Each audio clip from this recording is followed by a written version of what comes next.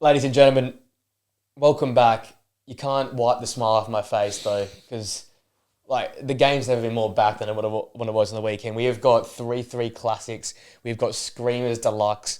We've got Simeone's funny winning games of football. We've had Allegri meltdowns on the weekend. We've had belters from the likes of Nico Paz, legends like Arnold scoring for Wolves. We've got the lot this weekend. Yeah, bro. We are being fed deluxe. It's the first time in a while. It's like there's a good feeling about football. Oh. There was a little bit of VAR controversy with I think the Chelsea Brentford game had the offside. Yeah. Besides that, I don't think it was too bad unless I'm missing an absolute stinker. But I know there's a controversy about the handball for the Bournemouth goal against Brighton. I didn't even see that one. But Semenyo scored, so I'm happy. I'm not exactly. With that. It feels it's a good week to talk about football. It's a great weekend for football. It's a great week. I guess your team, Liverpool, have done it again. We just need to start there because I know I chatted with Charlie about it, the sense of inevitability. I texted you at the time before the penalty had been taken. I said, you guys are fucking Real Madrid. It's bullshit. You guys keep doing this. Bro, I'd fucking work 3 hours later as well. So it was like I couldn't get to sleep. I was on a high. Adrenaline. Like Hannibal, what a guy. Fucking hell. It's just. I mean, is it luck at this point? Because we've done it so often. Was it a skill? I'm waiting to see Ancelotti at the touchline at some point because this is Real Madrid Champions League style stuff. It's first time ever a team's had 4 consecutive 80-plus minute winners. Yeah. And I just sort of put it together on the Premier League review show. You've got Chiesa, who hadn't played basically all last season, scores on the first day.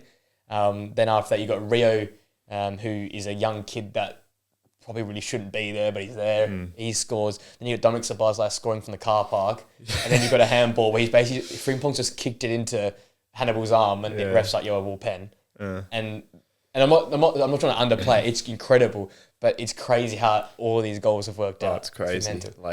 It can't go on, surely. It can. But yeah, I texted, me and Mitch were texting all week saying we're more nervous about this game than Arsenal. Yeah. And we were saying all week, Burnley are going to play well. The Bravs are going to have a masterclass. And they did really well, Burnley. They deserved a point. You could argue all 4 teams that we've played so far could have won. Yeah.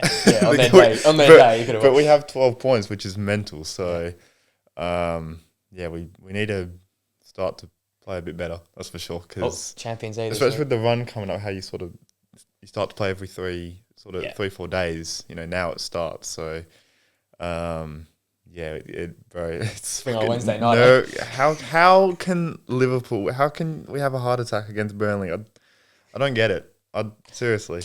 And what you put 4 or 5 past Alessi midweek in the Champions League and cruise that game. Alvarez isn't playing, so that's something. Big help. That's a big winner there. Big help. Well, that's the thing of things to come. That's why I'm wearing the Real Madrid kit. Got the Juve kit on. It's Champions League. I wish I had Lloyd Kelly on the back. But, our Lord and Saviour, Lloyd Kelly. We'll get there in the end. Let's start quickly in that league. Out of all the leagues, probably the least exciting out of the lot. We'll start with Atletico Madrid. They got their first win of the season, 2-0 against Villarreal. A very, very good Villarreal team, in my opinion. 61% possession, 3 big chances created. In the end, it was a gift from Cardona at the start. Poor back pass. Barrios scores that one. And then a counter-attack that Gonzalez puts away. He never did that for Juve, but he's done it. His first appearance he's had for Atletico Madrid. So 2-0 there. Far from their best football, but better. Yeah. I know. All they had to do was win. We spoke about it last week. Right? Yeah. All they had to do was get the 3 points, and they just needed something going into this run of games to get them started. Yeah. And against a good side as well. I thought Villarreal were still actually pretty good. I was going to say that. They're still pretty good. I thought Villarreal could have won it really on their day. Pepe hits the crossbar. Malero pulled 2 shots wide. I don't think they lost any followers or anything. They were still pretty good. On another day, they'd probably get something from that. So. They're just a hell of a side. Renato Vega. I forgot about Renato Vega playing centre half as well. They've got a proper squad that's dangerous. Very, very dangerous on their day. So let's go Madrid escape one. The fact also being, Alvarez gets injured, but they started with Griezmann. Yep. And we sort of mentioned it last week how the traditional players of Atletico seem to be working the system. What happens in this game? You go to Antoine Griezmann in this game as your starting centre forward alongside Alvarez. it was obviously it was a must win, so you have to do that. But is this sign once again that this squad just isn't going to progress to be that? Yeah, I'd say so. I still think Griezmann's is still in their best 11. That's what I would say. I feel like some others in the past probably weren't in their best 11, but they just hung on to them for too long. So, I mean, look, they just had to win, but there's going to be, a lot harder tests coming up. Yep. So, it's the thing with that lady. We just got to wait and see with them. Like, it's again, I still feel like there's not a lot to be excited about at the moment. Yeah. They're still far from it. But it's something it's a typical athletic win. It's a clean sheet, but it's like just like brush it to the side. It's like the commentator said it perfectly. He said whenever Simeone's job is sort of in question, he pulls out a 2-0 or like a 1-0. It's always a clean. They never concede when bro. And they had that many they bought Hanko and he got injured, and they bought another defender. They bought Galan or something on. They got so many defenders they can call on from. It looks good on paper. I still think though it's a long, long way. To be. Long way off. Competing against Real and Barca, and then for me, most important, as I said last week, is competing in the Champions League. Because they've been off it for a while. Yeah, like if you know you're not going to beat Barca, Real in the league, the Champions League has to be your focus. Sure, like that's an opportunity, especially with what is now 36 teams. You're going to get some shit in there, like Carabao away. There's quite a lot of shit this year. I reckon. I'm trying to do the prediction video before this and like working through the teams and like, what am I dealing with? Honestly, I can't wait for that prediction video because I want to see you talk about some of these teams in depth. I talk about these teams from fucking Bangladesh or wherever they're from. Like Bodo Glimt away is going to be a tough fixture. And my God, how the fuck are you going to go into detail of some of these teams? But I'm intrigued. So I've done my research during today and you look. Atletico should be doing well in the Champions League because there is a lot of shit in there.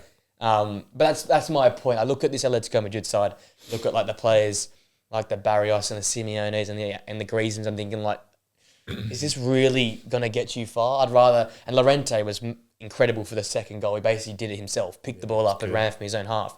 But I still reckon Llorente's best position is the 8 or the 6 in midfield. You got rid of DePaul now. Surely that meant he would come into midfield and you've got all these defenders, but you're still playing him out of position. You're still playing Barrios in midfield alongside Koke. They do miss DePaul, don't they? They do. They do. They do. Yeah, but he's Messi's bodyguard, so... Yeah. Fucking, that's a terrible decision, that, but, No, he's not the only one, though. There is a lot more there's out a there. lot. Yeah, there is. Watch Atleti beat Liverpool on Thursday I was saying, you can either two ways. They can either Atleti dominate or Liverpool dominate. There's going to be no one between. It's not going to be an end-to-end game, I don't think. No. But it's just the way. I just frustrated with Atletico, man. I want to see this team compete. Because we know they're capable. They did it for a bit last year. They were first for a couple of weeks last year and then just fell away. This year, they've just started off horribly. So maybe it's the reverse. Maybe they start shit and they come good at the right time. Maybe. But the problem is that the two up top are not terrible at football, I'd say. They're pretty good. Two good sides. Got good depth. Yeah, so pretty handy, those ones. They might have a bit of trouble catching up with them. Even Villarreal, fucking Espanyol are doing well. So that brings on to the next one, Alaves. They got... I had them going down bottom, by the way. Can I put that out there? Did you? I think I double-checked. Alaves had them bottom or second bottom. And they've gone and beaten Athletic Club 1-0 in their own backyard. Denied Bilbao their best ever start to a La Liga season. Horrible goal. One of the best we've seen on the weekend. We'll talk about some good goals coming up, but this one, Jesus. Suarez off the bench. Second ball from a corner. Takes a deflection of Berenguer. Simon, it's hard to react to that, but he got a lot of the post and not a lot of the ball. You could actually hear the bar on the commentary. I thought, instead of jumping, could you not have backpedaled? Yeah. Because he wasn't that far off it. It was just a weird goal. And I guess he wouldn't expect it. It's like, I'm not like have a go at him, but for a keeper of his level, I thought maybe he's done a bit better. Maybe he thinks it's going over the bar. I don't know. He didn't really move his feet a lot, did he? So he just stood there, whacked the crossbar, and it just sort of went over him. So look, that's just a typical Bilbao kind of result, isn't it? That's what stops them being the top four side. I think at times they will go and go away to Barca 1-1, but then at home to Alaves, who have 0.09 XG in that game. By the way, wow, they had nothing to show. Lower than Burnley's. Probably, yeah, probably. They had how many shots? 4 shots. One being an absolute straight to Simon. So it was grim times. Jesus. But coming into the season, I looked at that's why I had them going down. I looked at their list. No transfers. They looked very vulnerable defensively. They've gone and kept a clean sheet against arguably a top 5, top 4 side in the league. So a really good side. For me, that shows me, instills me confidence. This side can do it this season. They can stay up because we say it in every league, but defence is the best form of attack for these small clubs. And in this game here, it shows. If they didn't have that solid defence, maybe they drop a point and it becomes 1-1 rather than all 3 points away at a top side. Confidence builds. I think now they're 2 wins, 1 draw, 1 loss in a competitive and very even La Liga. It's a great start for them. It's a very good start. It's very good for a team like Alaves. So, Nico Williams misses. Inaki had so many chances. I thought he could have had a hat-trick on his own in that game there. So it wasn't Bilbao's best performance, but I think it's more credit in Alaves' back pocket that they kept Bilbao very quiet. Obviously, Inaki could have scored in his day. It wasn't his day. But other than that, Berenguer and the like didn't have too many chances. I think it's just a great Alaves performance. It is. It's a great win. But it's just it's disappointment for Bilbao, but for Alaves, that's huge. That's a big win, man. To go away to Athletic Bilbao, that's a fucking tough stadium to go and win. I can tell you that from first-hand experience. I was bricking it against them last year. So, it doesn't really shock me though. I get what you mean though. You know what I mean? This is what stops them. Competing. They're never in a title race, but they're never really out of the 4. They're just kind of there. 4th. It's like Roma a few years ago where they finished 4th, I think 5, 6 years in a row or something like that. It's they're there, but they're never good enough to compete. Never, bad enough to drop out. So classic Bilbao. I saw it and I was like, all right, decent, great result for Alaves. But Bilbao. It's just team at Alaves draw versus Atletico Madrid, 3 points versus Athletic Club. They got the shit ones out the way early. Can they play them every week? We play every week. Chance going out of Alaves. I have a feeling this. Again, we say this every year, but maybe it is going to be La Liga that's going to be our the surprise. The league is going to be very grouped up because Bundesliga, I don't think it'll be this year, especially at the top. I think the 4 of the 4. Syria probably not.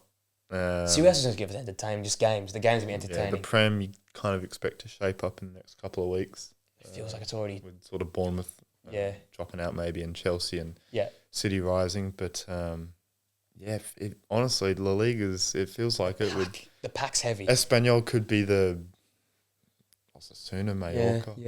Mallorca. Getafe up there as well. There's some decent clubs in. Well, but what I mean by decent is clubs that were all right 2 years ago or last year, and Girona and Mallorca that are bottom. Yeah, I think Girona might be already gone. To be honest, that's grim. Man. Did not look like they got a point on the weekend. I think a 1-1. I think, but they're still bottom, aren't they? Yeah, they're still bottom. That goal difference is not going to be improving after that 5-0 smashing by Villarreal. Horrible. Early shout, do Alaves stay top half, or do they eventually just go back to where they sort of sit, which is just above the drop or in the drop? I reckon they drop, but I reckon Espanyol could get Europe. We need to have a look at Espanyol next week. That'll be the chat next week, because Espanyol are just... I watched their highlights. They look good, man. Really, really good going forward. Really good. So I reckon they could be the surprise of this year that we keep an eye on. Espanyol 3rd, Getafe 4th, Alaves 7th. Getafe, I forgot about them. Yeah, they're Elche, Osasuna, and Betis got Anthony back. So watch out there. Watch out for them. Title challenge incoming. They've only lost 1 game, 1 win, 3 draws, 1 loss for them. But unfortunate for Athletic Club not to produce their best start to a season. All right. I don't want to delay too long, so I'm going to get straight into it. It's Champions League time. You can hear the anthem just seconds away. We're back. It's the week is we've been rewarded with, after sitting and enduring the international break, we got club football back, and it was a belter. See what they're doing with the international break. I like it. The 3 week, I like it. It's a longer, but that means there's less. Because it ruins the season, because you get 3 weeks in, you're hyped. Oh no, we're going to break. Yeah. And you get a couple more weeks in, Champions League's back, then we're breaking again. Yeah. And then you're back. I'm all for it. Yeah. If it means an extra week without footy to then have it all back to back, happily take it. I tell you what, I think we actually talked about this a couple of They're going to have to change the F1 calendar. Yeah. We need race. Back to back this week. I think we talked about this, maybe the first year we did it together, the pod. that they should just make a big international period or block. And I think they've listened to us. Yeah, that's where managers try whoever you want, but then goes back to the real footy. That's the real stuff. I'm a big fan of it. What is it, 2.5 weeks or I think so, yeah. 2 weekends? Like it's good. Yeah. It's good. I'd rather that. Because a lot of time they're just like Nations League or qualifiers. It's all garbage. That Nations League is fucking... I can't be bothered with it. World Cup, Euros, that's it. I don't want fucking anything else. Even fuck the qualifiers off. Just pick the 16 more exciting teams. Fuck the Asia Cup off as well. I don't give a shit. Just give us the real shit. I don't care. Give us the real ones. On that note, Champions League predictions. We did this last year too. I think solid enough. Yeah. In the end, and we're talking about it a bit off air. I've gone bold this year. Yeah, I've gone quite boring. I've just gone and picked a few out the hat. I've looked through the fixtures. I think some have got some easier than others, and some have got some very difficult ones who are top sides. After my Serie and Bundesliga, I'm like, no bold. Integrity, keep it up. No bold shouts, just... If you've gone... You think safe? Give me then your top 8. I haven't put them like 1 to 8. Yeah. Who's just the 8 that automatically qualifying? In no particular order. Yep. I've got Liverpool. Yep. I have Arsenal. I know you don't have them in. Plot twist. Liverpool, Arsenal, Barcelona. Yep. Real Madrid. PSG. Okay. Bayern. Yep. City. Yep. And Spurs. Spurs have a very, very favourable draw. Yep. Very favourable draw. Charlie was talking to me about that yesterday when we did that. Very good draw. Review. Especially their Europa League draw. They got Bodo, yeah. And Frankfurt's in there. And they have Do they have that? I think they have Karabakh as well. Yeah. They've got a and very then even the favourable teams draw. that were in, like, they got Monaco and stuff. Dortmund. Dortmund's at home. Yeah, like it's favourable. It's not bad. Very it's not favourable. bad, yeah. Okay. My 8's a bit different to yours. I can't wait to hear yours, man. So Football Club Barcelona are in there. Yeah. Bayern are in there. Two teams I think will just focus, and Madrid, a third team, that's just going to focus Champions League. I think they can run C teams in the league and keep it ticking over. So they're for me were the bankers. This is my thought. I'm going in thought process here. So then I put Napoli in as well because also they've got two squads base they can rotate now. Yep. Napoli go in, one of the most attacking sides I think now in world football. KDB, Højlund, Luka there as well, and then Lukaku coming back, so they go in as well. Liverpool go in for me. It's a tough run. Tough, yeah. Very, very tough, but I think it might not work in league football, but in Champions League football, there's like four attackers will work, I think. Like you'll overrun some teams and get the goal difference, which will be important, I think. So Liverpool go in as well. I've got Chelsea. Yeah, again, for the same reason of they've got so many players. Between them and Tottenham. Yeah, that can win you games of football. Yeah. And I think because, not that anyone was here when they won it, but they've won in the past. It's sort of that Champions League heritage. Yeah. Champions League nights at Stamford Bridge actually do hit a bit different. I hate it, say it, but it does. Something happens on a Champions League night there. Okay, the last two are going to be rogue. They're going to catch the off guard. The first being Juve. I'm on board now. I'm on the Juve train that's not now. too right. Yeah. Igor Tudor has proven to me that he can win games in so many different ways. Again, we'll get onto that game coming up, but that was a game of the weekend. They went out and attacked, then they sat in, then they attacked, then I thought they'd lost the game, and they said, "No, fuck it, we're going to go score two." Yep. That, for me, the sign of a champion team, and Yildiz. That guy could be the difference. You know, Ardagula, Yildiz, Turkish gems this year, man.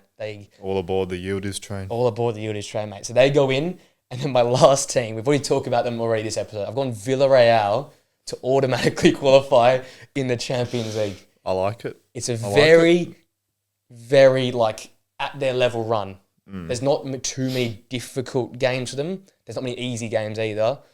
But what I saw from Malero, the back four's very, very good. Foyth back there alongside Renato Vega. Yep. Their midfield's well put together with Danny Pereira and Thomas Partey. Yeah, it is. That's a good get, that. I look at this side and you've got Pepe's in great form. He's got 4 goals in the league. They picked up Mikatadze as well. Like, this side is pretty good. Yep. Like, very, very good. And for Champions League nights, they're a team that's been in the Champions League. They always perform. I'm backing them in. I really think... I forgot their run, but I looked at each team's run, and it's at their level. Yep. It's not easy, but with the way they're playing, I think they can get the better of a lot of teams. So I've got them. I like it. No, I like the I've gone bold with Villarreal. No, I like it. I think they're good shouts. So you don't have Arsenal Don't have Arsenal. Don't have PSG. You don't have PSG? They're the toughest run in the whole division. Then it's not going to be easy for PSG. That is true. And I don't have Tottenham either. In my top 8. Yeah. Okay. So the 8 others. The 8 others. I've got Napoli, Chelsea, Dortmund, Frankfurt, Inter, Juve, Villarreal, and Atletico. Who do we have different then? Maybe we don't have something to do. Okay, so my 8 others qualify. Arsenal, PSG, both teams have tough runs, but they get over the line. Yeah. Atletico Madrid I just put there because they always end up there. Yeah. They always just drop into the position. Dortmund I've got going through. Just back that front 3 in. Tottenham going through. They'll probably be 9th, to be honest, because of how good that run is. Inter Milan, again, a team that's going to end up there. Yeah, they'll just get there by default, pretty much. They'll keep 5 clean sheets again and then end up making it through. City. And then Newcastle's my team I've got going. Oh, you've got Newcastle in. I think the home game's going to be massive. They've also got a very a challenging draw, but you can always bank 3 out of the 4 home games they win. Just because of St. James's Park. It's awful place to play. I wouldn't be surprised if Barca drop points. Match day 1 So do we have we don't have the same 16? No, so I've got Newcastle in and you have Frankfurt in. You didn't have Frankfurt? I was close to putting them in. I just think that's it's a different level Champions League football. Yeah, fair enough. Yeah, that's the only difference. No, that's good. But that's good. So 16 teams basically the same. I've just gone more bold with my top 8, basically. You've probably nailed the fixtures because I didn't really take too close a look. I just had a little skim through them. Yeah. It's about where you play teams as well. That's the thing. Like, because Bodo away can be tough because it's synthetic grass, right? Like, so, you don't keep this in mind. Yeah. So I do my best to try and analyse that, but there we go. So we've got 16 teams, only 1 different. 15 of the same. Yeah. So if Newcastle make it or Frankfurt make it, that decides who wins this little prediction battle. Yeah, or neither, and we get some random team that makes it. I had Sporting in initially. I realised that they're not good enough this season, just in general. They had a decent run, but their team's just not. No, I remember just party, not there. If it hadn't went back there, maybe not anyway. Okay, the last bit of champions, they've got surprise package, underwhelming side, and our top 3 games looking forward to. I'll go first. Obviously, surprise package for me is Villarreal. Yeah, that's sort of a banker. I'm very, very excited to see what they can do. And I'm very excited to see Malero and Mikitadze on the big stage. Yeah. Because these 2 players, Malero could be the next Pedri, obviously Las Palmas product. That everyone talks about this academy seems to be the best academy in Spain. They always seem to find these talents. Gets to move to Villarreal, submarines, they're playing good football. I'm really excited to see these players on the brightest lights because it can go 2 ways. It can go to a pile of shit. Yeah. Like some teams can do. I think of Leipzig last season, or it can be like a Brest where they just shine, they get that top 8 and they thrive. So I've gone Villarreal surprise package. My underwhelming side is Atalanta. Oh yeah. For reasons we've said, obviously on this podcast, heavy. But look, they're a side that you'd think on paper should make it. Yeah. But they're not playing great football. The manager, obviously, we don't speak about that. That's it's a story for another day, Mr. They had a good win over Lecce. They did have a good win the weekend. It looked closer back to their best, but I don't think they have enough what it takes to make that 16. So Atalanta underwhelming. Yeah. My good surprise, I've gone with Spurs. Yeah. I was going to put Chelsea in the top 8 ahead of them, but then that didn't really make sense for my surprise. So I put it lines up. So I put Spurs in my top 8. I think they got a good draw. That should be the aim, really, to get top 8 with their draw. I think their back line's been really good this year. Only considered the 1 goal in their 4 games against Bournemouth. Right in saying that. I think if they can all stay fit, which seems to be the case with this different sort of way of playing under Frank. Yeah, I think they could have a little run in the Champions League, little cheeky quarterfinal maybe. Can you imagine that they're going back to back before Arsenal won something? They won back to back, and the thing is, they know this format. I know it was Europa League's a lot worse than the Champions League now, particularly with the no one drops into the Europa League. But still, they know how to get through these. Yeah, manage it all. Yeah, manage it. Yeah, and my underwhelming is I've Inter. Now I've got them. I had them initially as well, but I thought if they make it, is it really underwhelming? I wasn't going to have them in, but I still think they'll make it. But I don't think they're going any further. I don't think they'll win another game after that. So I was like, does it count? Does it not? But then I looked at like Atalanta, for example, and it's like they've lost like a lot of their players. Yeah. I don't know. Inter's the exact same team, isn't it? The rest are just garbage, to be honest. The ones that don't. The ones that others I was looking at. So yes, there is some stinkers in there. I was looking at Atletico Madrid as well, but it's like I still think they just got that heritage about them. I think they'll find a way. Yeah. But with Inter, I just think it's the end of the cycle. With this team, I just think they'll. Yeah. I still think in the league they might do pretty well. Yep. But I think Champions League, the 3 games a week, I think it's going to be tough for some of the more older players to go again. And those legs are going to be... Yeah.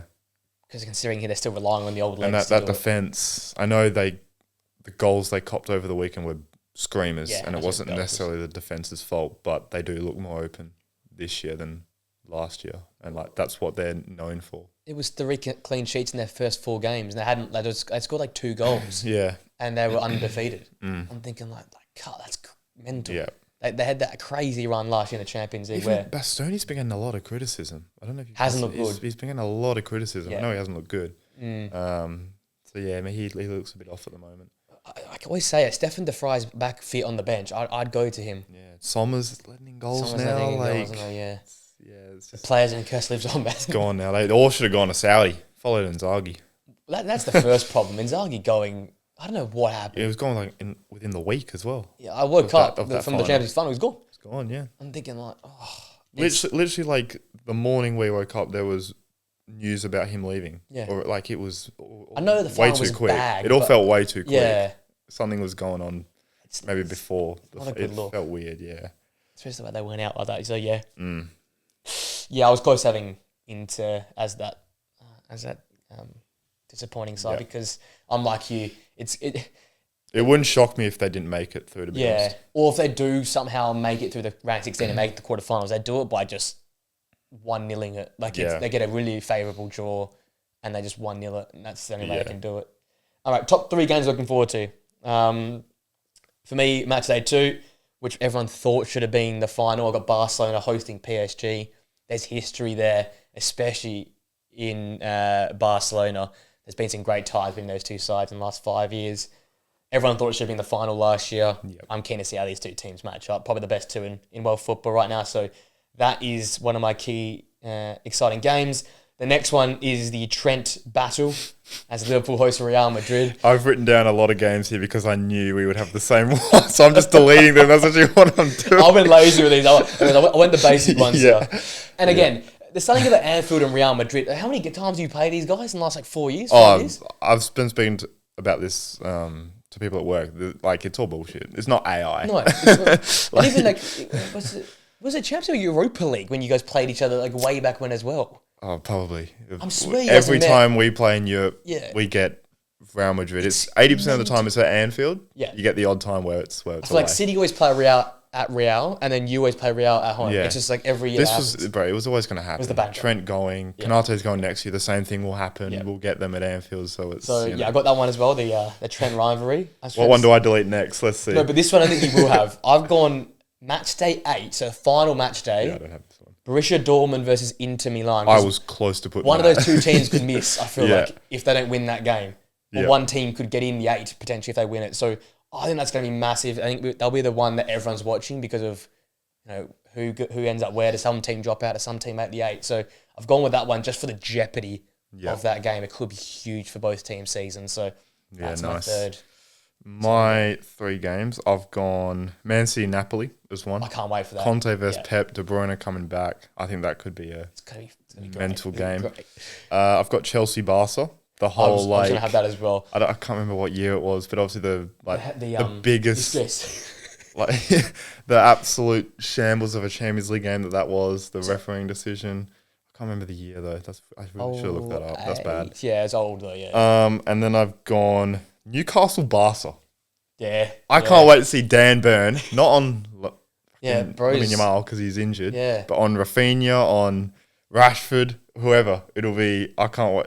I think, and the atmosphere as well. I think it'll be up for it, man. I think it'll be mental, that game. So I just can't wait for Bruno G or Joel Linton just to snap Pedri or something like that first play. Just fucking goes into. It's going to be so good. So big Nick Voltemada up top as well. It's just that's going to be that'll be a good game.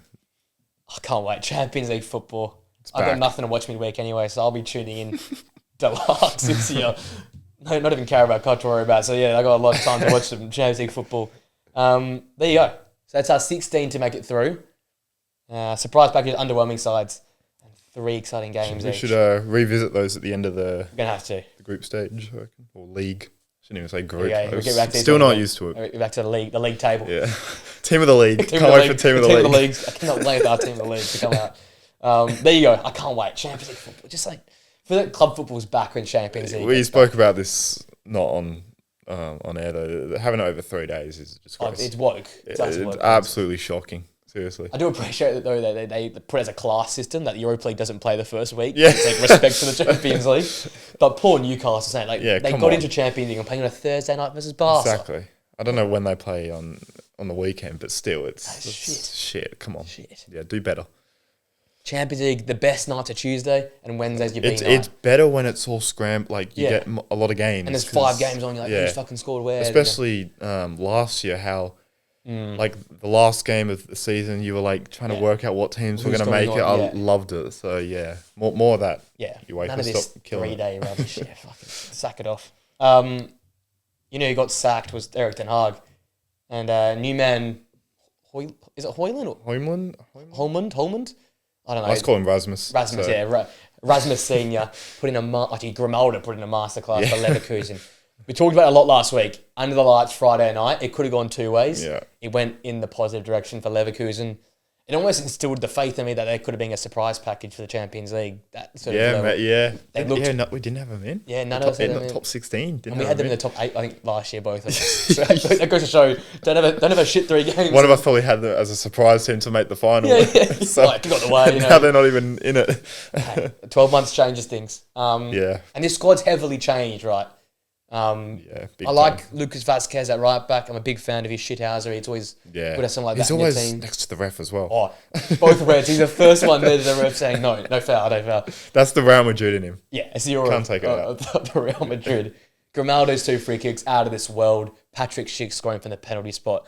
That felt like Leverkusen of 2 years ago. Yeah, it was the old heads. It was the Invincibles doing it. Yeah, Grimaldo's left foot is joke, seriously. He's still there. The way he's able to whip that ball from set pieces is ridiculous. Every time I've watched Leverkusen this season, it feels like their goals have come from a Grimaldo set piece. Yeah.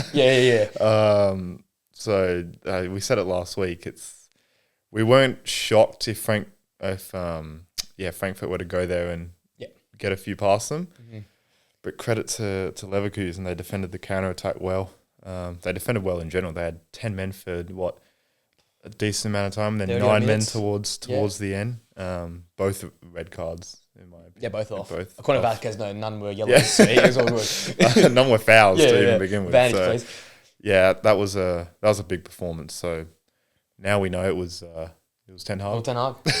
I'm happy you said that. Leverkusen, for me, it looked much better defensively. 39% of the football. Yeah. 2.11 XG though, so they even with 11v11, much better. Almost looked at what Frankfurt want to do and said, "We're going to give you the ball." Yeah, this is what I say a lot when we're talking about Nottingham Forest. What if a team just gives them the football? What happens then? And look, Frankfurt can break you down, and they scored a goal in this game, Chanuzin again, but they looked so much more solid defensively. None of that sort of was it Werder Bremen or Wolfsburg from a couple of weeks ago, the 3-3 there. I think it was Werder Bremen. None of that anymore. No mistakes at the back. The goal came really out of nothing for Frankfurt, and that's a sign of good things. I said last week, defenses, especially in the Bundesliga, make the difference between the top 4 and the rest, right? And that looked more like a coherent, well put together side, organised, and as such, they sort of, when you had 10 and 9, they're still in control. They didn't really fall away from the game or come out of touch. They were with it the full 90 or 100 minutes in the end. So fair play to them. Back on track, or is that just one step too early? Could be a new manager bounce. We've seen this loads of times with loads of clubs around Europe. But it's a big period coming up, obviously with Champions League. They just need to get back on track with Bundesliga. They shouldn't really be focusing on Champions League, I don't think. Just prioritise Bundesliga, getting back in the top 4 sort of battle. It is good to see though. Them, that's a good stadium. Their set of fans. I love when Grimaldo scored and they all just flock to the front row. It's so good. But yeah, it's a start. It's a start. It's something. So I'm not gonna. Yeah, there's still a lot of change in that squad. So they're gonna be missing 2 for the next. They're gonna be missing. Was it Palacios?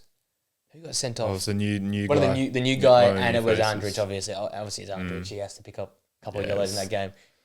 It's gonna be a different midfield at least for the next fixture for them. If he can just get them defensively solid like they were against Frankfurt, they'll be fine. But yeah, still a lot of question marks around. It's just a lot that's changed in their team. A lot of quality that's gone out. The front three looks so much different. That Florian Wirtz. It's like Malik Tillman and Teller behind Schick. It just doesn't feel the same as Boniface, Schick, and Wirtz. It just feels different. You're going to rely on counter attack. I feel it's going to be their season this year. You're going to sit in counter attack. Disappointing for Frankfurt as well. I thought it was a tough. Obviously, it's a tough game to go into. It's a new manager. It's sort of under the lights at a tough ground. But yeah, maybe it's one of those. Leverkusen were just really good, and Frankfurt were just a little off. A classic loss you had to have type feel as well. Maybe ground the trip. Like other than for Can Uzun and Bayota was okay, but that front three we're talking about, and even Burkhardt, they were just not there. It was just a very sloppy, just a stupid penalty to give away, like with the dangling leg, the stupid fouls outside the box when you know Grimaldo is literally a dead ball specialist. That is him. Just very unlike Frankfurt from what we've seen from lately. It just screamed of a young side on a Friday night. Yeah, what it did, because it's the fixture that most people are watching around the world, right? So it's the Friday night kickoff. Mark Goldbridge, he's there for it. And look, we're all there for it. Like it's everyone's watching that fixture. There's always big games on Friday night in the Bundesliga, and maybe it's a case of experienced heads versus younger heads, and that's what prevails. I'm not worried about Frankfurt. The fact that they still managed to score a goal in that game. Yeah, I think they'll always score. They keep finding goals, and out of nothing as well. Even the goal itself, like it was just a volley that deflected. The keeper parried it onto the bar and it went in. I thought from there, like, okay, here we go. But just nothing for the rest of the game. Can Uzun, I'll tell you what, Enzo Mio was the one that went across to Saudi. Can Uzun could get that big move or big money move somewhere. Yeah, no, I thought you were going to say big money move to Saudi. I hope not. Oh, no, not to Saudi. But I'm saying like Enzo Mio was our guy last year. We won't ever talk about him again, unfortunately. Yeah, I've got the kit there. I'm not going to ever wear it. The Stuttgart Mio kit. Yeah, all that money wasted. Yeah, lost to the archives now. But I'm feeling like Can Uzun could be that player that makes that big jump next season. I think there will be someone from Frankfurt making a big money move next summer. They feel like there's always one. Forward. And he's sort of in that area, right? He's that sort of forward player that it'd be a shame because that front line we talked about last week is so exciting to watch, so young, all put together. Yeah, it's very good. But they got a big... They're the type of team that could do a bit of damage in Europe. You never know. 100%. So. This is the one time that you wish you had that relegation thing for the Champions League, because if they went to the Europa League, they'd probably take it out. I thought last year they would have won it, but even at least got to the final, but both... Top Spur. Yeah, both Premier League clubs made it, which is bizarre. Tell me about it. Especially your boys, considering how they started this year. War a final, whatever that one was. We're staying in the Bundesliga. St. Pauli, another team I had going down. My predictions this year are gone, really good. Alaves, St. Pauli, really good. They got another really, really impressive result. Their best start ever in the Bundesliga. Really good, yeah. Coming from behind to beat Augsburg as well. He's not an easy cookie to crack. Reed opening the score in the 16th minute. The striker, I cannot say his name, to be honest. Huntuji. That's probably how I would have said it. Followed up his own penalty miss. No idea. And then Sinai, what a free kick that was. I think it went through the wall. I think so, yeah. In the end. Yep. But really accurate, low-driven free kick into the front post. And a 2-1 come from behind victory for St. Pauli. Jackson Irvine's still not back. He hasn't featured yet with injury. I like the front line. I like, again, similar to Alaves, they're actually really solid defensive, which I didn't think would carry over.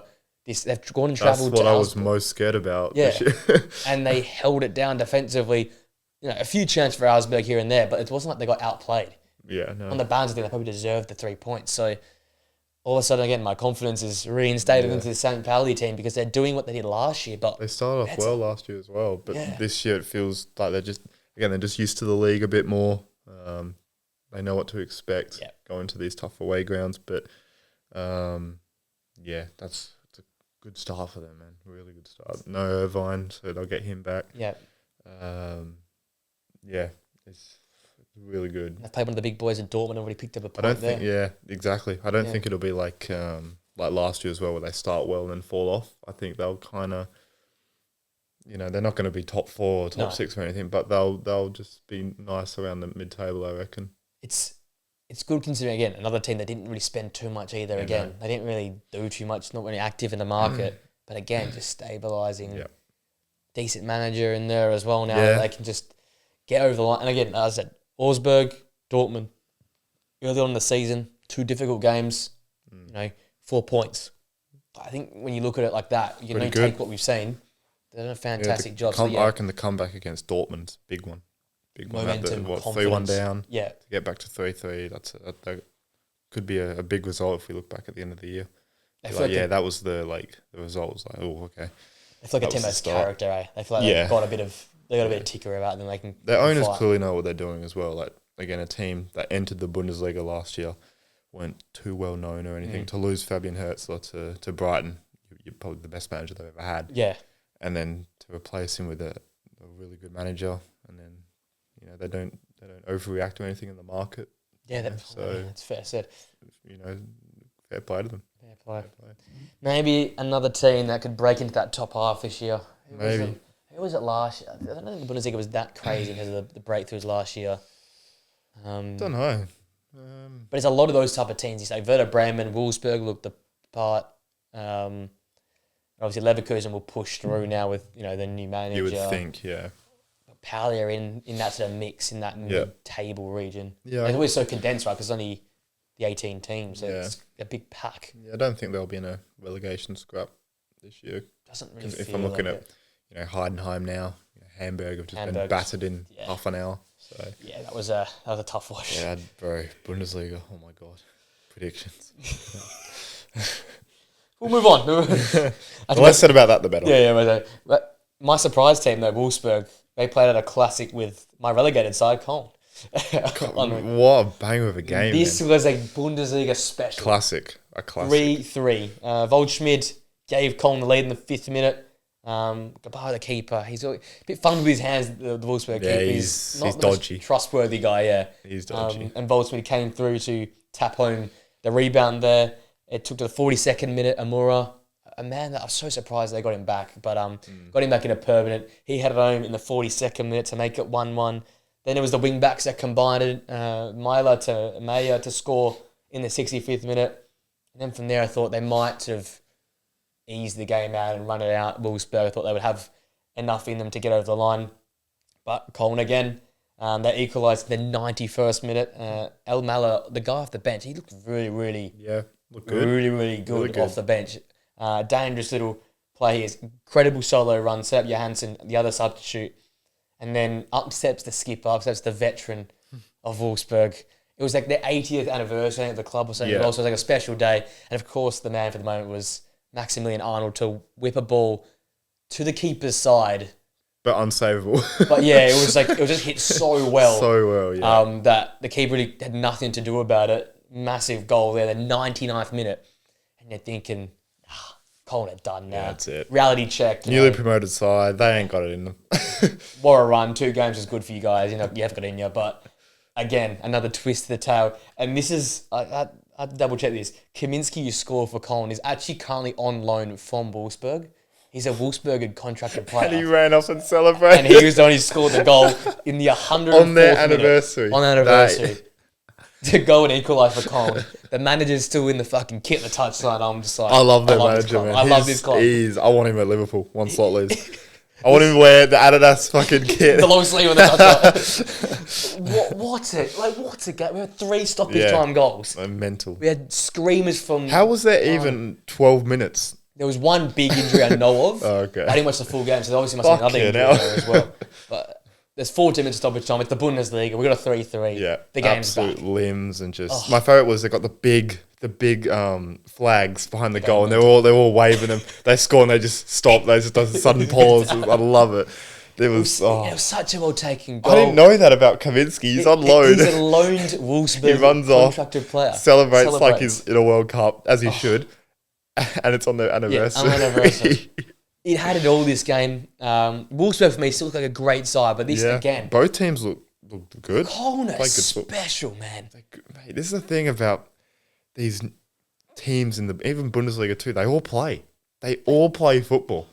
They don't give in. They just constantly. Even Heidenheim with 10 men against Dortmund, they still went out and played. They still tried to go and score goals. And I seriously think, like I said, the kid on the bench, Elmala, fantastic. Obviously, Waldschmidt scores a goal, but Bulcher as well, the centre forward. They've got some serious plays in this side. Yeah. Now, 3 weeks now of properly watching them play, I'm thinking like, okay, we've got a serious team on our hands here. Different to St. Pauli and Heidenheim of last season, where this is just a threat. They're constantly a threat going forward, and they want to play. They're going to get in your face. Yes, they can sit in a low block, but more often than not, they're on the ball. They're playing football. They're committing numbers forward. And that last goal, the way it was built up, like the cross-field pass, chest control, the header back from, I think it was Ache or Ake, heads it back in. And then Kaminski takes the touch, swivels and shoots. Great goal. It's a really good goal. Great goal, yeah. It was a game full of great goals, but to win it like that and the way they win it too. It felt like for them it's a winner. You've got to wait to Wolfsburg on their anniversary. Arnold scores the so-called winner. Yeah. I was sitting there in awe. I'm thinking like, this team's got it. They've got something about it. I think in the title you put top 7. I think. I think that's honestly right now. It could easily happen. Easily happen. They're playing really, really good football. Playing great football. They had one game a week. Like they're gonna be fresh for every game. It's a good start, man. It's a really good start. Who can they? I don't know who else they can possibly play that can prove it to us now, other than I guess Dortmund or Bayern. Can they go to? I thought Hamburg would be what Koln are this year. Yeah, especially at home. Yeah, it's a big club. It's a well-known German club, good fan base. But fucking hell, Koln are killing it. And I know Koln were in the Bundesliga a little while ago. Like they were playing Champions League football. Yeah, they had like that. What's his name? Modeste, I think it was up top. They did. Remember him? Yes. They had him up top, and he was bagging goals. He was like what Garassi is now. But like fucking, I can't believe how well they're playing. And it's like you said, I think I had them second bottom. Yeah, I think I had them dead bottom out, gone. I had them in Heidenheim. Yeah, and that's the thing. It's just fearlessness. It's just we're gonna play our game, our brand, and you're gonna have to adjust to it. Especially with the Leverkusen, we don't know. Leipzig, we don't know. They could easily get. They could be Stuttgart of 2 years ago. They could really finish. I know Stuttgart finished second that year, didn't they? Yes. I don't think they'll get that high, but they could finish 5th, 6th. The Europa League spot there, yeah. Definitely, yeah. Conference League for sure. I really hope they can keep this up because it's such a good feel story right now. It's great football to watch. I don't see why they can't. There's nothing that suggests that that they can't keep it up. Let me just have a look at the upcoming fixtures because it's something special, this team to watch right now. Love the away end for the first goal. Fucking beer was flying everywhere. And I tell you what, they're away to Leipzig on the weekend. There we go. And that's your test, isn't it? Because Leipzig have won the bounce now. They got a good win, yep. And then they're at home to Stuttgart. So the next 2 weeks are massive for their outlook on the season. The way Stuttgart are going, Koln are favourites in my opinion. Probably going to favourites. Tell you what, second round tie against Bayern in the Pokal. Wow. Jesus. Talk about a draw. That's late October. So talk about a crazy... Bayern ending games in half an hour against teams. So. Hey, Koln are scoring in the first 20 or so minutes, a lot of games as well. So we might have a generational cup tie there as well. But there you go. That was Bundesliga 101. If you want to see what the Bundesliga is about, some doggy keeping, worldies... Even though it got destroyed with the players that left, it's still the same... It's still the same. It's a Nothing's great changed. It's so good. It's so entertaining. It actually is. It's generally an entertaining league to watch. I went on a bit of a minute rant about it yesterday on the Premier League Review show with Charlie. I was like, it's weird because I'm supporting Newcastle and Voldemort. I'm supporting Xavi Simons and Tottenham because I just want to see these players do well. Because I feel like I've built an attachment to these players. Love watching them play. They're serious talents. And seeing Voldemort score, I was like, thank fuck. Yeah. Like, thank fuck he's got over like the 007s and all that stuff because these players are so good. But the step to the Premier, it's like learning a different language. It's completely It's like speaking English in like a Chinese country. It's totally different. No correlation at all. Can't even compare the leagues. No. There's no. I don't. But these talents are special, right? But it's the Premier League. Chews you up and spits you out. You got to get going from the start, and that's why I was so nervous for all these Bundesliga players to hit the ground running in the Premier League, and it's because it's such a good league. It's Chanuzun, players like that, and even like what we've seen, like Florian Wirtz taking his time. I know he's going to go good because he's a great player, but it takes a while to adjust, right? Yeah. And as such, seeing Nicolas Voltemada score and Xavi Simons get the assist, it just settles the nerves. Simons was good. Yeah, he was very good. But what a league! What a game, banger, bro! It's a banger. If you ever bored, just fucking watch Sunday it. evening, Sunday, whatever. It's so good to watch. Yeah, so good. Deliver the goods on the weekend. What we're going to deliver is our top 10 plays in the world right now. God, hold your horses, strap in, because this is going to be. I didn't think we'd be doing top 10 lists already. I was so happy when I got out of my notes and didn't have to do this when I did it, because fucking hell, it's so hard, man. So this is the sub context here. I read up again. Real Madrid are refusing to attend the Ballon d'Or ceremony again because they've been aggrieved by Vinicius. If that's true, that's like it's not even worth talking about. It's generally just embarrassing. Like Florentino Perez has denied any players, Mbappe. Or who else was supposed to be invited? I think Juve was invited as well, but they're not going. Mate, everyone should be going. Dembele's going to win it. He fucking better.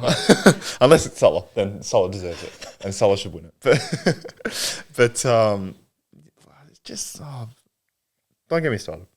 Don't get me started. I ran about this last year when Rodri won it, and they came out with the fucking. The interviews and the press conferences, Instagram posts, and it's just I don't get it, man. You get people that call it like, it's a joke, it doesn't make sense, and then now you want to have a big fucking cry about it. It's like, honestly. So if that is true, was that a Fabrizio post? I think that was a Fabrizio I read about. If that is true, it's just embarrassing. That happened last week at some point. I'll check. But players still go there for free, so. Look, you get to dress up and, get some free food, I'm assuming, so it can't be that bad, can it? Surely. Get to meet talk to the, all the owners and all them shit. So. Trying to see. Maybe it's because speed's there, Maybe that's the difference. Maybe the game's just gone, isn't it? I can't find the post again, but here we go. Now, Real Madrid to submit. Oh no, they're talking about refereeing now. There's always, I saw that as well. There's always something wrong with some ref. It's a bit rich coming from them complaining about refs, like fucking hell. I don't know. It was somewhere though. If that is true, it's just embarrassing, man.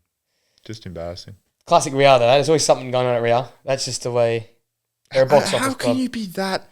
I don't understand. I don't get it. How can you be that annoyed by it? Like if Vinny was that guy, he would have won it this year. Yeah, but he was shit last year, so that's why. You raised a good point there. He was like, I'm gonna. I forgot the quote he said last year. Like, I'm gonna. It was like on the line, so I'm gonna prove you all wrong. Like, you watch. Yeah. And what did he do? Stinker last year. They got battered by Arsenal. He's not even in my top 10.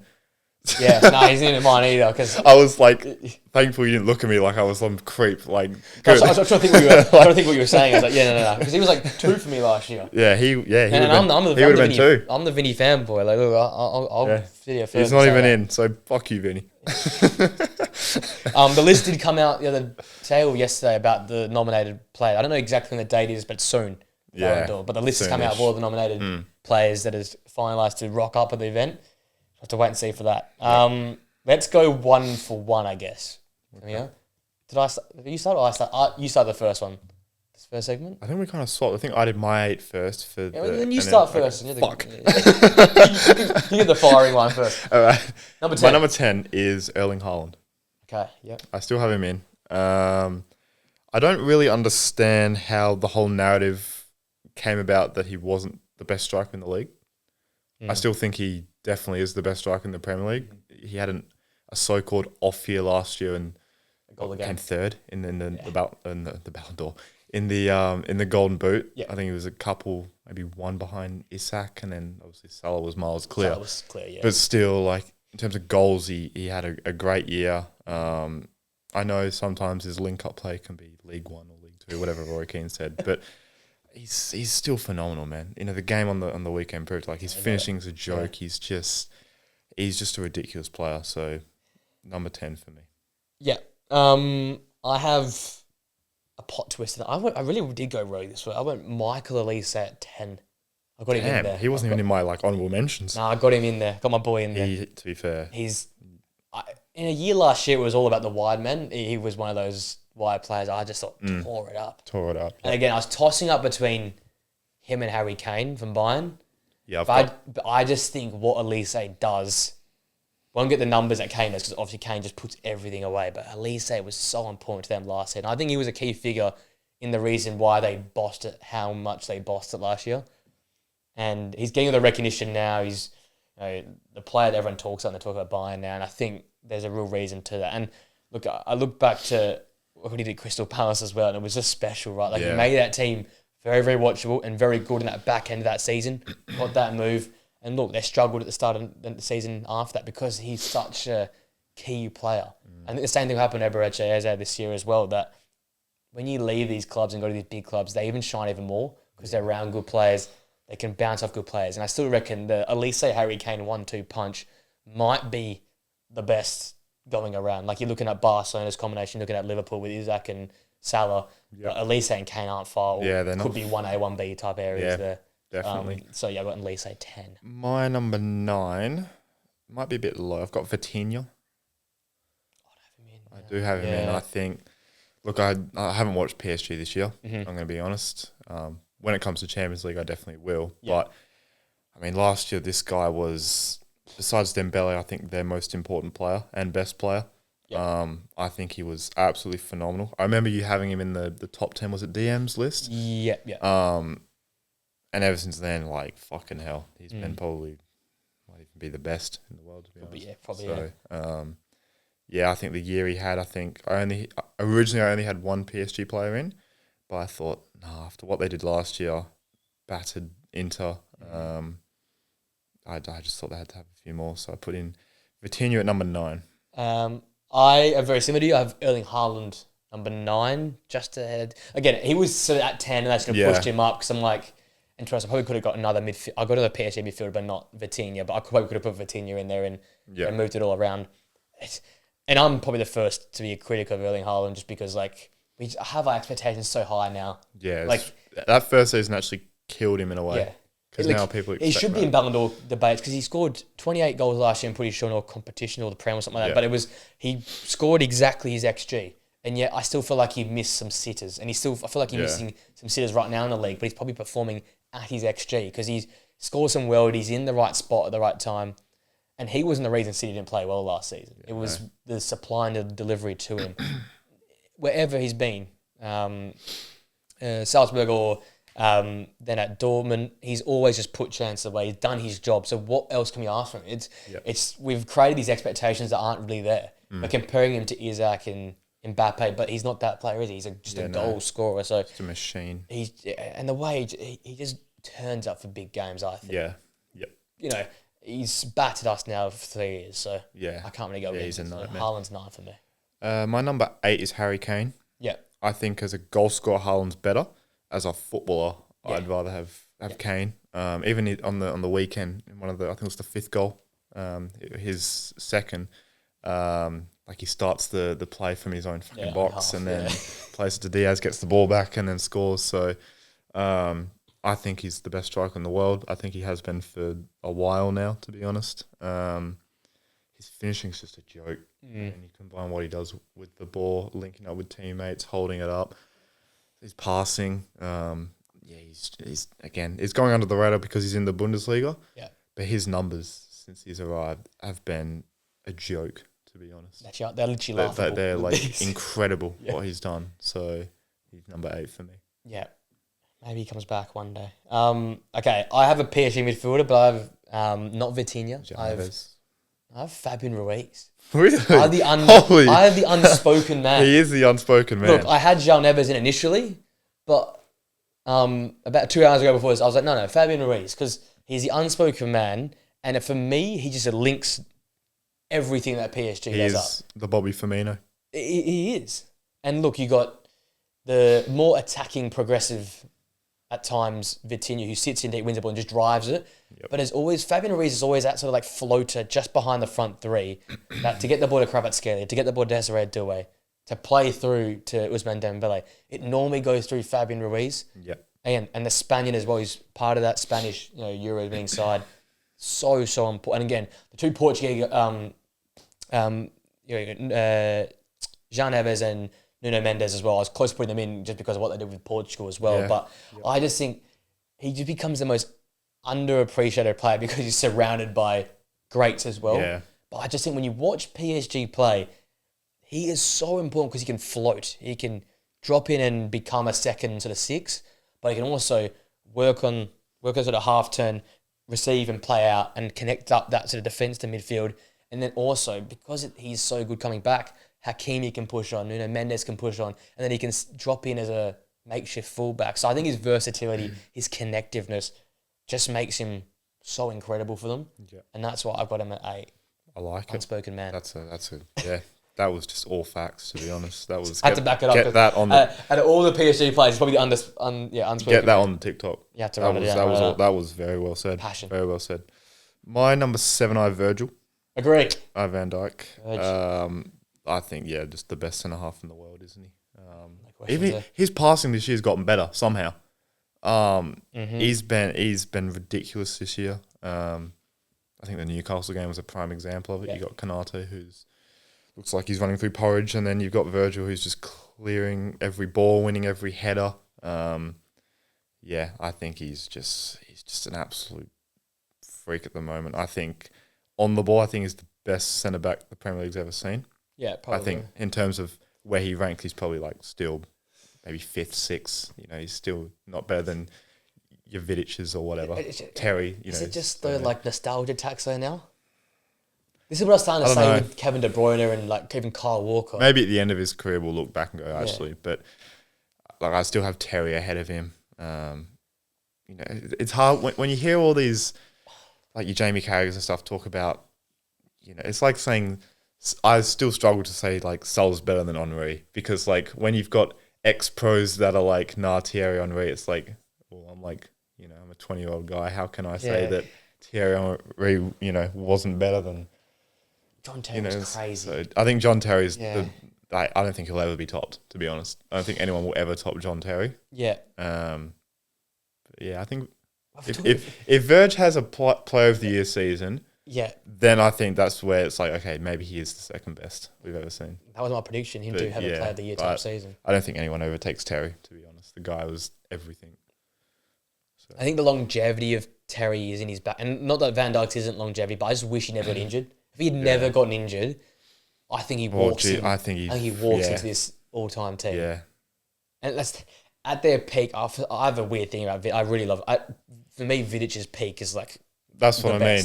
Vidic was nuts. And then Terry's longevity, but like you can probably argue that you can get Van Dijk alongside Terry, or I'd probably prefer to have Vidic alongside Van Dijk. But then but I think he's in the 3. I think there's those 3 there. I don't.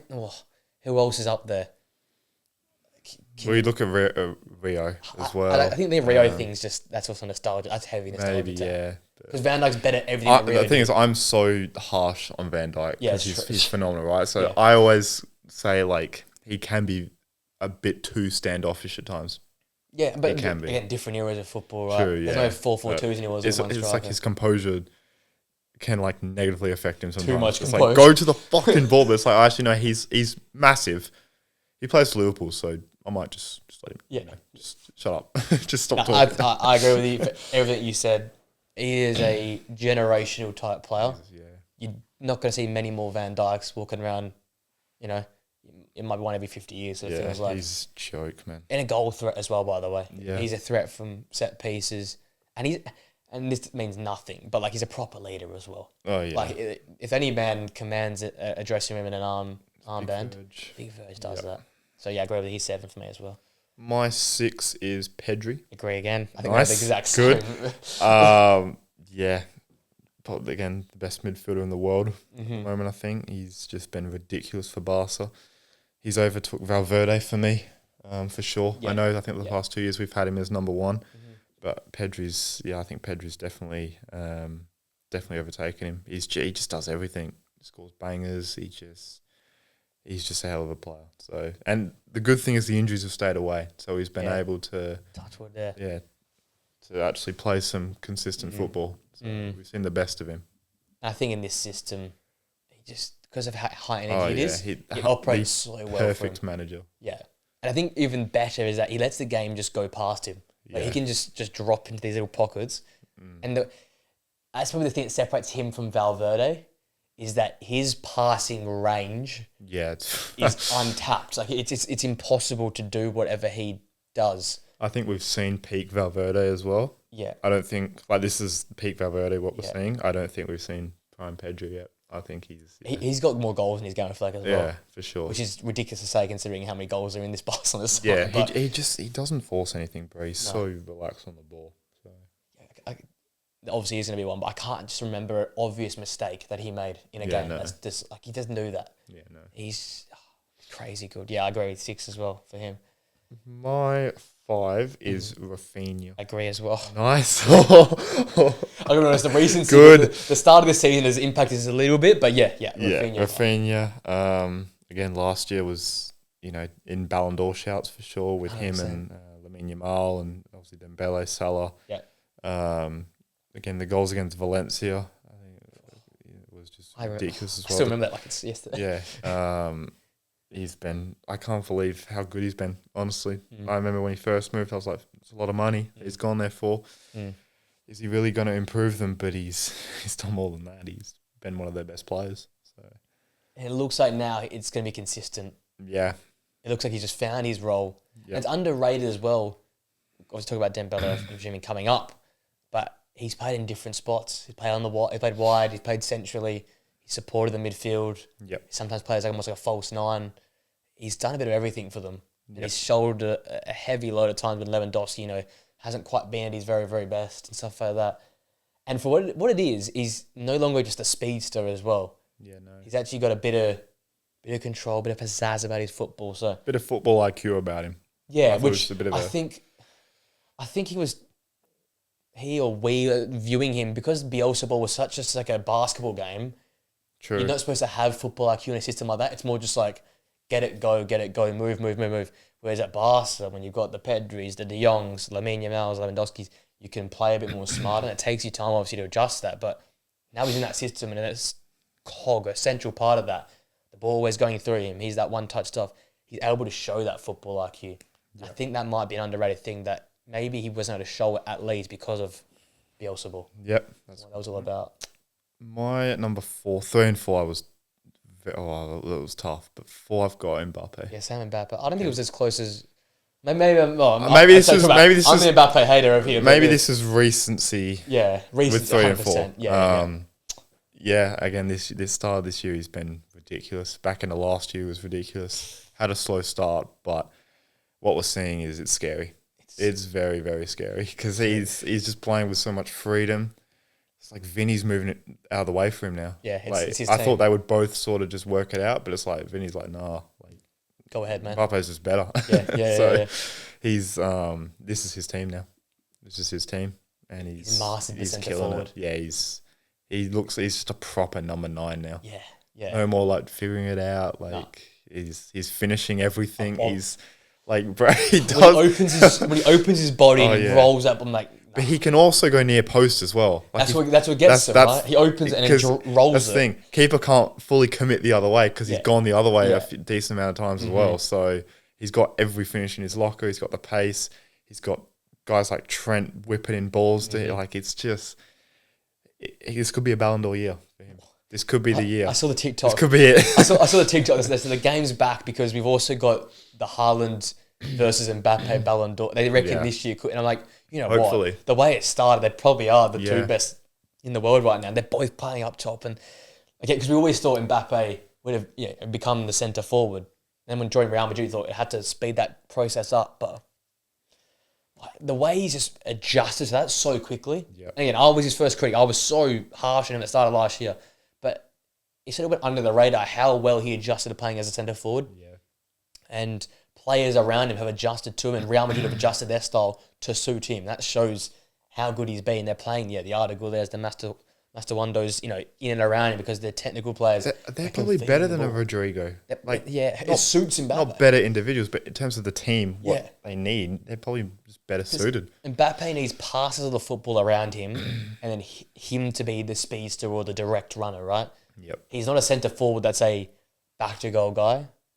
He's a man that wants it in space or wants it in front of him so he can do the work. Because he'll do the work for you. You just need to get in the football. And I think, like you said, the finishing for me is the biggest thing. Yep. When he opens his body up, good luck. Yeah, good luck stopping that. It would have to be him missing it, not the keeper saving. And he hasn't done that, one-on-one missing stuff since probably match day 10 or 11 of last season. It's been a long time. Yeah, he's put things all away, man. So, my number 3 is Salah. Agree again. It probably was recency, 3-4. Because in terms of his actual performances, they haven't been great. But if a washed player has 3 goal contributions in 4 games, I think he's actually doing not too bad. Last year was just ridiculous, the level he reached. I'd never thought he'd reach that level again. I mean, last year was better than any Salah we'd seen. Yeah. Again, this year his performances have been a little down, but you kind of have to expect that. He had a massive year last year. He'll have an even bigger one this year with AFCON as well. So forget about AFCON. I mean, Salah is known for post-AFCON not being great, so I can't wait for this year when he hasn't started off great, what we're going to get. But again, always going to back him. I think he's had a lot of moments this year where he's put in some great balls, but they haven't resulted in a goal, which hasn't counted as an assist or whatever. So he's still done a lot right. Again, this is mainly on last year because this year he hasn't started off great, but it's the same debate that was Erling Haaland. Yeah. Like, this guy is just an output machine. Yeah. I think it's just inevitable. I just think, Charlie said it, again, I can't remember the exact stat, but it's like 0.5 XG this season or something he's got. Like, he's had no, real chance. And maybe that's his fault, maybe it's not his fault, but he hasn't had the opportunities to score, but he still has multiple goals and important goals nonetheless. And that's just Salah, isn't it? It's the sense of inevitability, the sense of the ominous feel. When he gets the football and he cuts inside, you're praying at that point. Like, it's just like you're hoping it doesn't find the back of the net. And yes, the speed might go and maybe that quick first step might go, but even without it, he's going to find the back of the net. And you don't just learn that. You have that. You either have it or you don't in a player, and that's what I think is so special about Salah and why I hold him so high. And I reckon he's probably this last 20 years best player. Like, he just is, because he's just that. He knows when a moment's there to take by the scruff of the neck.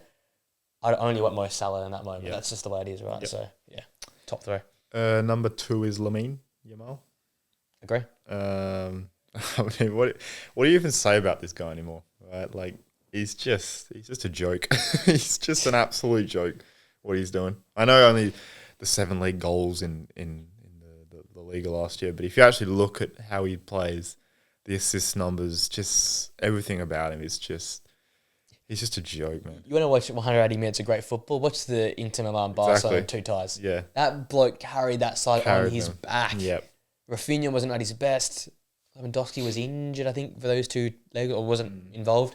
It was Lamine Yamal, nothing. Yeah. He was putting players on their bums. And again, this was against... If it wasn't for, Sommer, he would have had this was 2 hat-tricks. This was peak Inter Milan. I think that game, those 2 legs were the best we've ever seen Inter ever. Yeah. And he still managed to cause all sorts of... I remember... Was it Augusto or someone was just sent shops because they went sliding in, and he just said, "Nah, I'm going to go this way," and then cut in and scored. And he's 7. What is he? 18 now? 17? I don't even know. He's probably still 15 to be honest. He's a fucking freak. But that's the point, though. All the assists he's got from last season. The kid's 18 years old. I think I did say it last year that when watching so many young players, it's the ability and the vision or the unselfishness to play the pass, which doesn't come to the 22, 23. He's got it from the start, man. Exactly. And he'll get the end product. He's still got a decent level, but he'll get even better. So, and that's the thing. Is he an assist first or is he a score first guy? I don't know, because he's he does both at an elite level, outrageous level. And I'd argue he's the best player just in the world. If we had to go make a team right now, I'm picking him first. But we're sort of basing this as a mini Ballon d'Or list, right? So that's why. But if you probably are picking him first, aren't you? Yeah. That's the thing. Right now, he's the best player in the world, is he not? Yeah. I'm thinking him and Pedri as who I'd pick first. of course, the last 18 months is sort of what we're making this list off, but right now, like tomorrow, the aliens are coming out. I'm probably picking. You're picking Lamine Yamal first. Yeah, over number one. Yeah. So. But what a year. If they'd made that Champions League final, it took a different story here. Oh yeah, 100%. He wins the Ballon d'Or. Yeah, I think because they beat Inter. Well, probably. I know they didn't beat them in the Oh no, they play PSG, but they probably beat PSG. They probably do beat. That's a different story. Versus Luis Enrique would have been. That would have been definitely better than the fucking other final that we saw. Yeah, let's not talk about that. That means we got Usman. So the same top 7. Yeah. We got same of. The only difference is Kane, and so I've got Kane and I got Elise. Yeah, and I had Fabian Ruiz and Vitinha. That's pretty good, man. Can we talk about Dembele? Dembele. If he doesn't win the Ballon d'Or, surely. This is a guarantee. Look, I reckon Lamine has more of a chance, and just because of the whole storyline. And Barca won't. Yeah. So we're gonna have Real Madrid and Barca both next year, not at it. No. Unless one of their players guaranteed to win it. Yeah, that's Pedri's walking it. And they go. Yeah, look, it's been a hell of a year for Dembele. Yep. The Club World Cup probably doesn't help him. The way that sort of panned out, but that's still a glorified pre-season. It is, and they got all the way through. So Cole Palmer's going to win.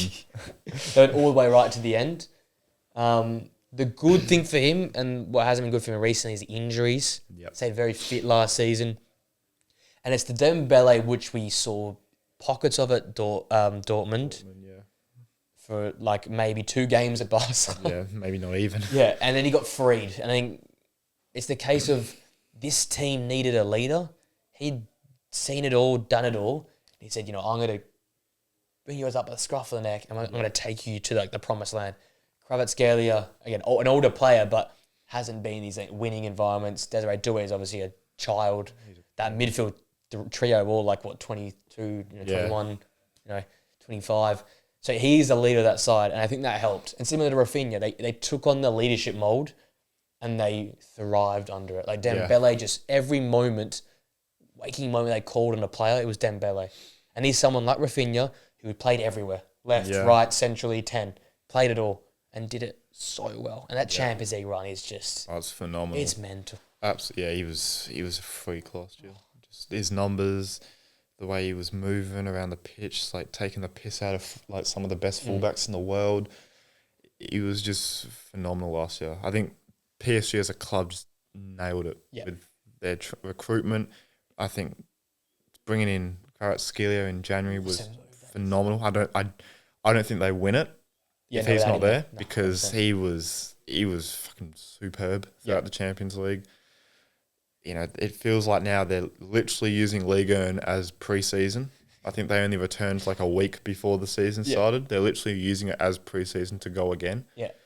I think they'll definitely be one of the favourites again. Mm-hmm. And Dembele is going to be a huge part of that. So he just moves different. If he doesn't win it, I don't know what time the Ballon d'Or is here in Aussie, but if it's announced and he doesn't win, I'll be here banging on your door, whatever time it is. We have an emergency podcast. And I will want those cameras on it no matter what time because holy God.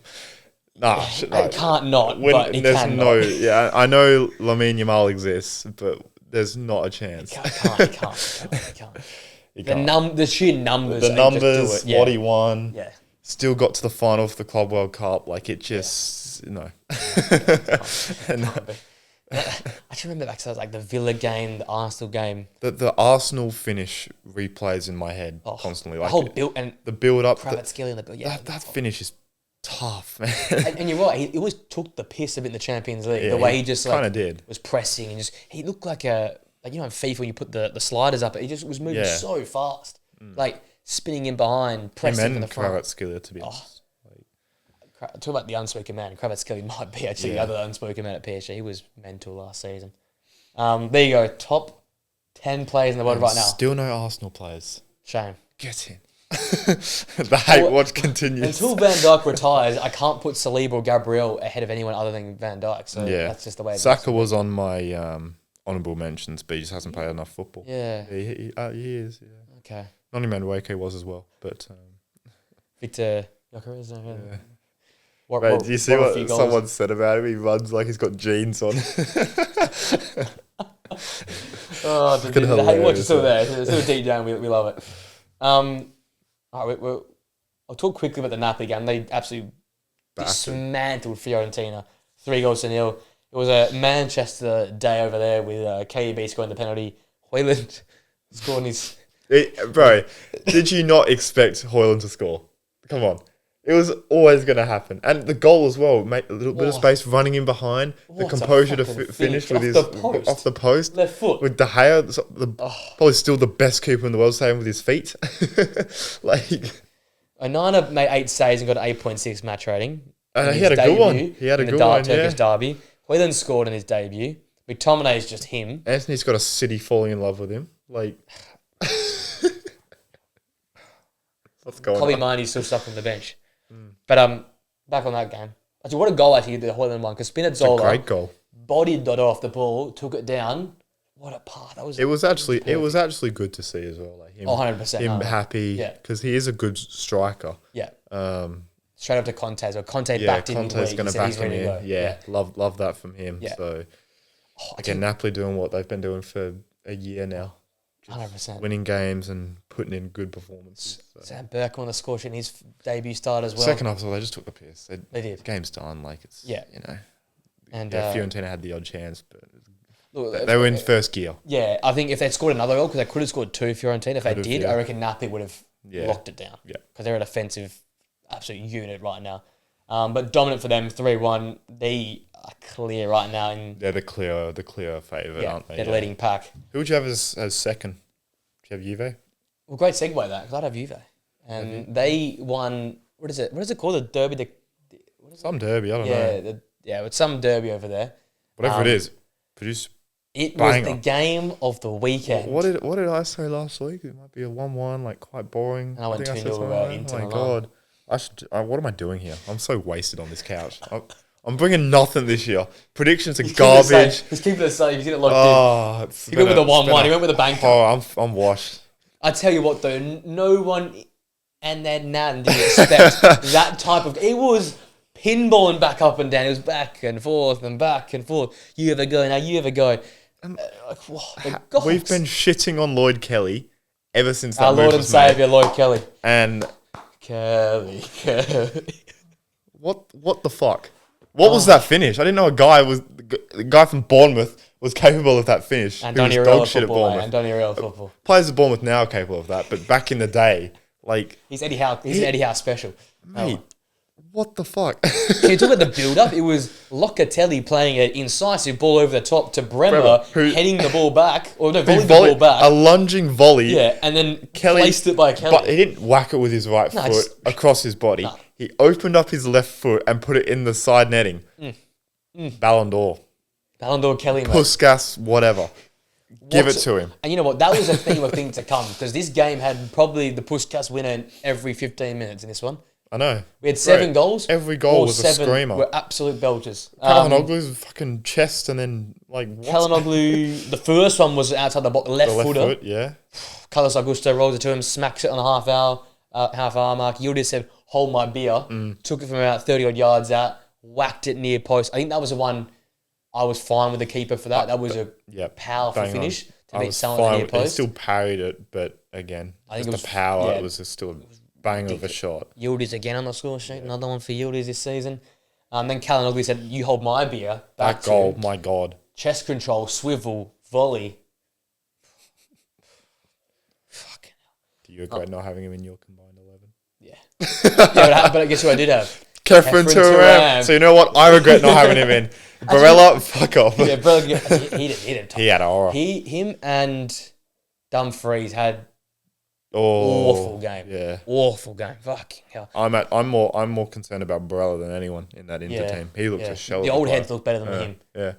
Actually, Turam, Marcus Turam scored first. Yep. Good header. It's like the good old days, DeMarco whipping it into Turam to head home. I wish Kefren did the same celebration Marcus did. He did that. Oh, he did. He did that. And then he hit him with Marcus sort of paused and went like, I wish he did the same. That would have, oh my God, game of the year if he did that.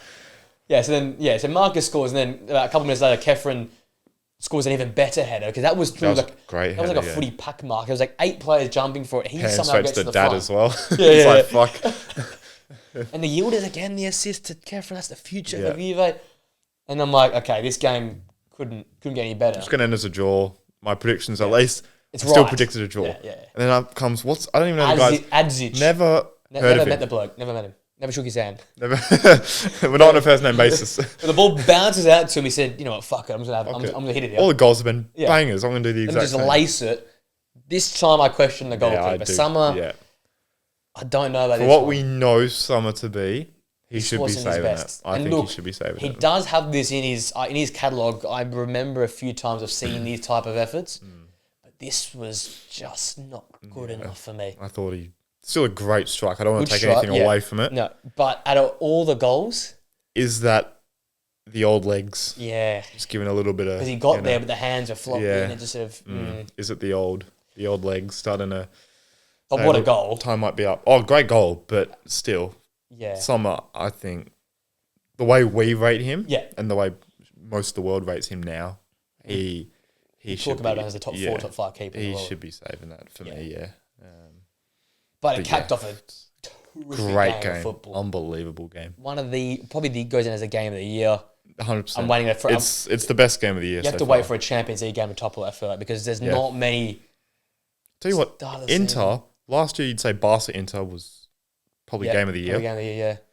This year again we got another early contender, and it's Inter. Another 4-3, like high. So if anyone's saying game. Inter's boring, yeah, no chance, because they produce games of the year every fucking second month. Every game of the year games like and I tell you what, Inter look good in terms of going forward, but like you said earlier in the show, so worried about this backline. Bastoni looked off it. Dumfries looked off it. Sama looked off it.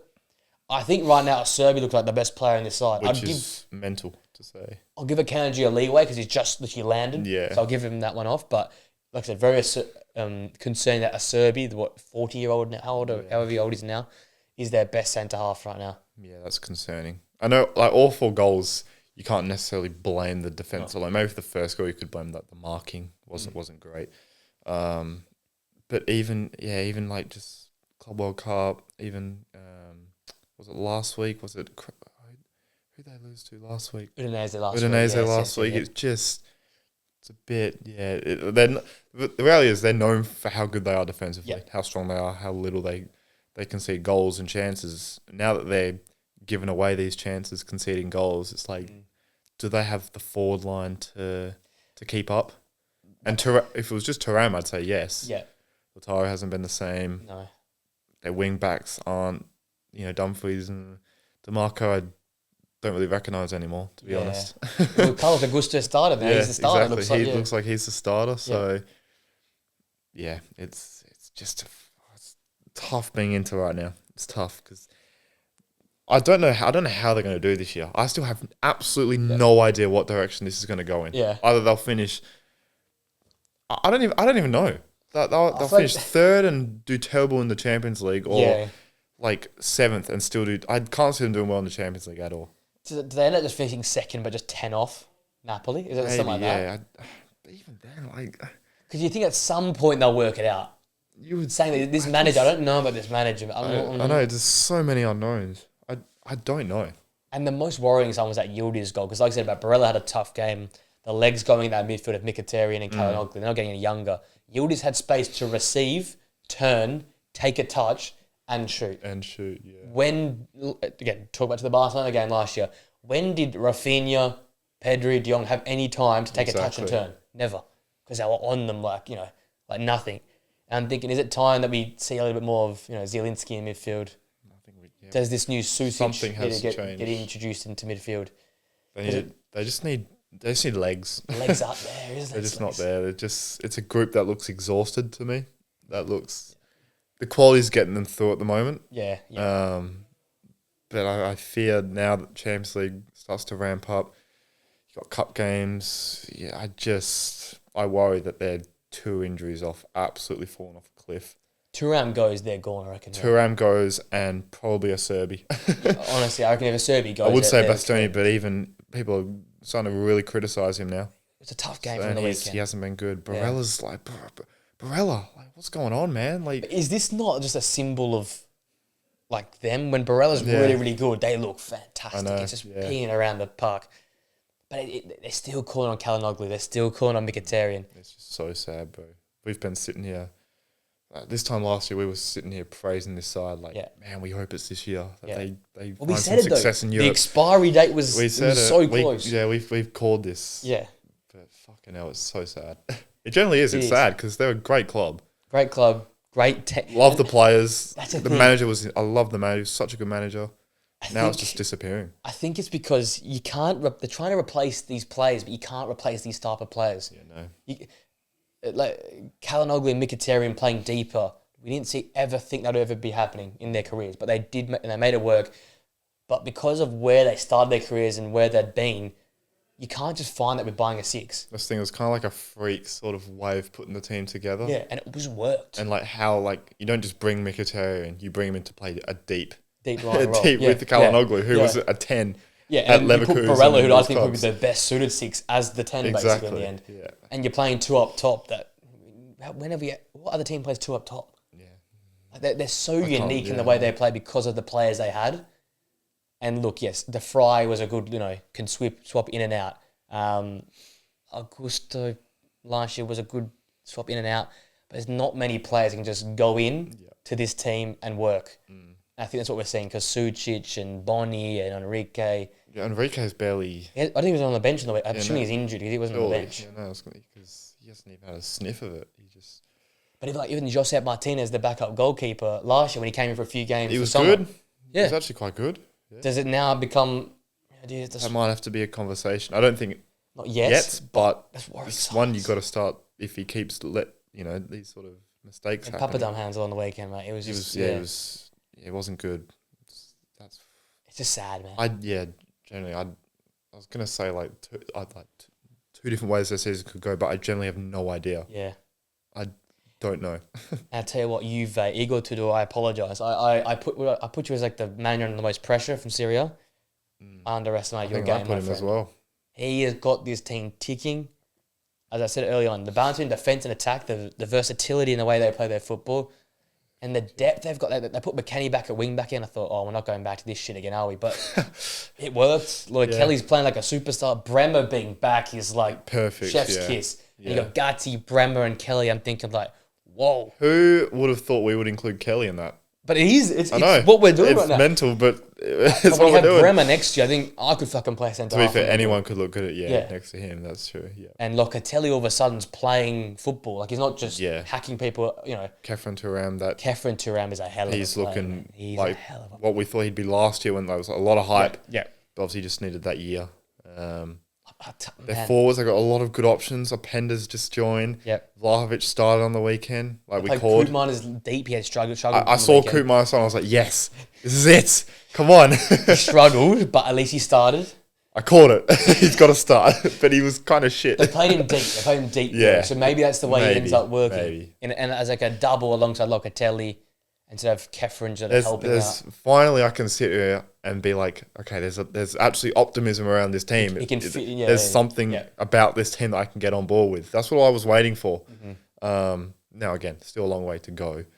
But I like their forward options. When they sold Mbangula to, I think he's at Verda now. He had a good game on the weekend as well. I was like, what are they doing? Yeah. They're selling it. But now that they've brought in some of these players, I'm like, yes, like Juve, finally, please tell me they're coming back.